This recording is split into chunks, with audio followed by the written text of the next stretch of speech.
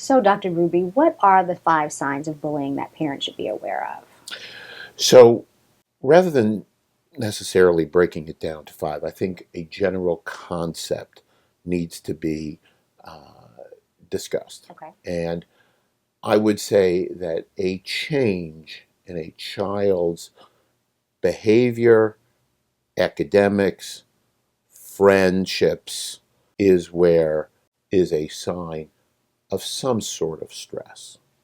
Now, it is within the fairly friendly confines of childhood and adolescence to have friendship upheavals. Mm-hmm. That been hanging out with this crowd for a while, Right. and then I switched to this clique, etc. That's okay. However, though, when there are sudden changes in friendships, Mm-hmm. sudden changes in behavior, things that you don't usually expect to have happen, that's when it should get concerning. Okay. Concerning.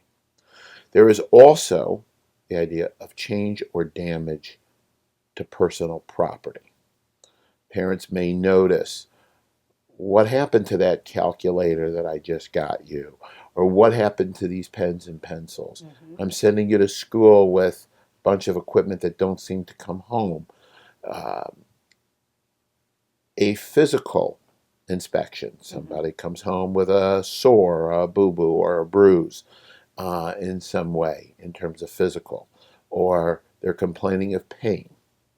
Parents may notice that their child's mood or anxiety level has changed. Normally, a child happy-go-lucky appears sad, nervous, worried. Mm-hmm. Another sign may be school refusal. Okay, that normally little Johnny or Mary, who loves to go to school every day for all the right reasons, now avoids school, and or had perhaps the school refusal may be, I don't want to go, quote unquote, or I've got stomach aches, or I've got headaches, and I have physical signs that get me out of going to school, which, again, for an unsuspecting parent, you take your child to the pediatrician and there's nothing wrong, or all of a sudden you find yourself doing a number of doctor trips and not everything being wrong, not anything being wrong. So therefore, that could raise the index of suspicion that something may be happening in or around school. Mm-hmm. In the case of cyberbullying, where nobody would know or nobody would see, Right. it could be a way to avoid seeing the bully or bulliers. In general, people who bully more often were bulliers themselves. Sorry, apologize. People who are bullies were generally bullied at one time or another. Okay. Um,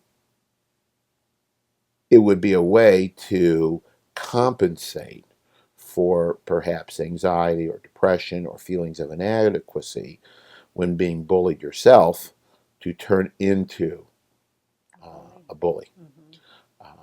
In the olden days, we might have called that identification with the aggressor. Okay, where you identify with the person who is an aggressor, or in this case, a bully. Okay. Okay. Um, and they need attention too, Right. because they're also children.